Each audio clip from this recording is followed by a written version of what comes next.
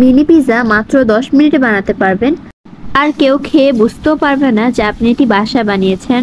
এতটা মজা হয় এই মিনি পিৎজাগুলো। বাচ্চা থেকে বড় সবাই খুব বেশি পছন্দ করবে এই পিৎজাগুলো। তাই আজকে ঝটপট বানিয়ে দেখাবো এই মিনি পিৎজাগুলো। বরাবরই আপনাদের সাথে একদম সহজ রেসিপিগুলো শেয়ার করার চেষ্টা করি। আজকের রেসিপিটিও কিন্তু তার ব্যতিক্রম নয়, একদমই সহজ। তো চলুন রেসিপিতে যাওয়া যাক। প্রথমে আমি ময়দার গোলাটা বানিয়ে নিচ্ছি। তার জন্য প্রথমে একটা বড় সাইজের বোলের মধ্যে নিয়ে নিচ্ছি 2 কাপ পরিমাণে ময়দা। 2 কাপ ময়দার সাথে আমি এখানের মধ্যে হাফ চা চামচ পরিমাণে লবণ দিয়ে দিচ্ছি। এখন দিয়ে দিব 1 চা চামচ গুঁড়া দুধ আর 1 চা চামচ চিনি। সাথে দিয়ে দিব 1 চা চামচ পরিমাণে ইস্টটা ভালো কোম্পানির নেওয়ার চেষ্টা করবেন। এখন হাতের সাহায্যে শুকনো উপকরণগুলোকে একটু মিশিয়ে নিচ্ছি। তারপর অল্প অল্প করে পানি দিয়ে একটা সফট গোলা তৈরি করে নিতে হবে। আপনারা চাইলে কিন্তু গরম পানি দিয়ে এই গোলাটা তৈরি করতে পারেন, তবে আমি একদম নর্মাল টেম্পারেচারে থাকা পানি দিয়ে এটা করেছি। গোলাটা যখন বানানো শেষ হয়ে যাবে দিয়ে দিব 1 টেবিল চামচ পরিমাণে সয়াবিন তেল। তেলটা দিয়ে একটু ভালো মতো মথে তারপরে আমি মাঝখানে রেখে এটাকে ঢাকনা দিয়ে রেখে দিব 1 ঘন্টার জন্য। 1 ঘন্টা পর কিন্তু এটা ফুলে ডাবল হয়ে যাবে। তো এর মধ্যে আমি মাংসের পুরটা বানিয়ে নিব। তার জন্য চুলা একটা প্যান বসিয়ে দিয়ে দিচ্ছি 2 টেবিল চামচ পরিমাণে সয়াবিন তেল। তেলটা যখন ভালো মতো গরম হয়ে যাবে দিয়ে দিচ্ছি 1/3 কাপ পরিমাণে পেঁয়াজ কুচি। এই পেঁয়াজটাকে কিন্তু হালকা একটু ভেজে নিতে হবে। পেঁয়াজটা ভালো মতো ভাজা হয়ে গেলে তারপর এখানের মধ্যে আমরা মশলাটা অ্যাড করব। তো এখানের মধ্যে আমি দিয়ে দিচ্ছি হাফ চা চামচ পরিমাণে আদা বাটা, দিয়ে দিচ্ছি 1 চা চামচ পরিমাণে রসুন বাটা, সাথে দিব 1 চা চামচ পরিমাণে হলুদের গুঁড়া।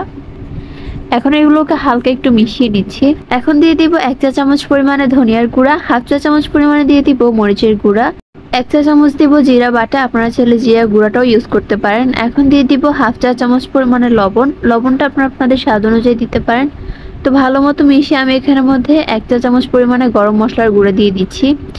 এটা দিয়ে এখন ভালো মতো মিশিয়ে মশলাটাকে একটু কষিয়ে তারপর এখানের মধ্যে আমি দিয়ে দিব চিকেন। তো এখানের মধ্যে আমি হাড় ছাড়া মাংস নিয়ে নিয়েছি 1 কাপ পরিমাণে, আর ওইটাকে এরকম ছোট ছোট টুকরা করে কেটে নিয়েছি। তো এখন চাটনিটা দিয়ে ভালো মতো এগুলোকে মিশিয়ে নিব। তারপর এখানের মধ্যে 1 কাপ পরিমাণে পানি দিয়ে দিচ্ছি। পানি দিয়ে এটাকে 2 মিনিট ঢাকনা দিয়ে রেখে দিব।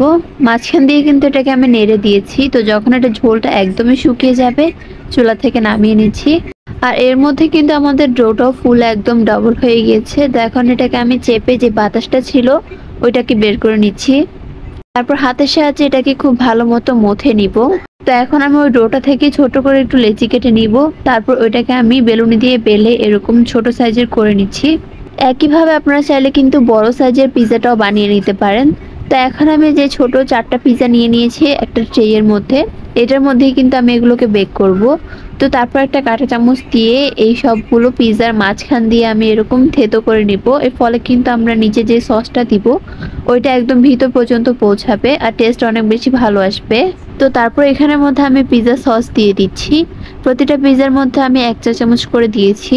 আপনারা চাইলে কিন্তু আপনাদের পছন্দ অনুযায়ী বাড়িয়ে কমিয়ে দিতে পারেন। আর আপনারা যদি পিৎজা সসটা হাতের কাছে না থাকে তাহলে টমেটো সসটাও ইউজ করতে পারেন, ওইটা দিয়েও কিন্তু খেতে অনেক বেশি ভালো হয়।